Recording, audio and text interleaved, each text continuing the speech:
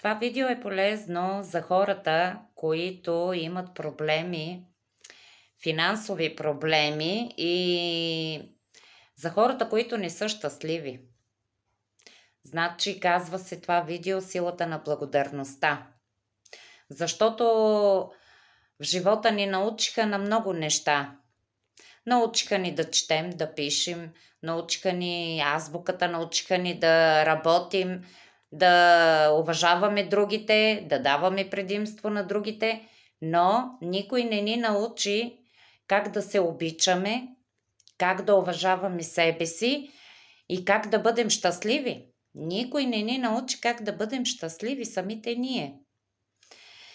И сега ще ви дам една практика, чрез която за 2-3 месеца вие ще видите резултат. Резултатът ще бъде просто на лице. Значи купувате си една тетрадка и започвате да пишете благодарности.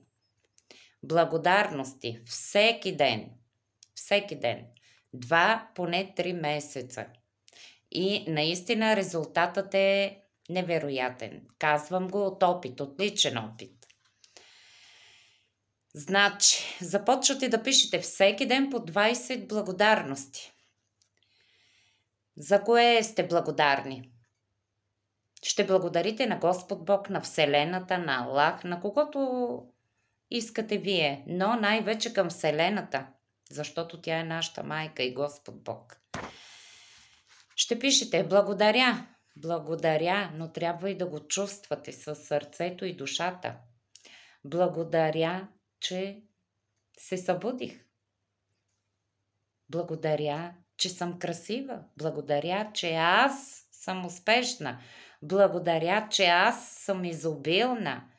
Благодаря, че аз имам работа. Да, ще пишете. Има много, за много неща, за които да благодарите, но най-вече благодарете, че вие сте прекрасен човек. Имате нужда да бъдете щастливи, обичани и уважавани.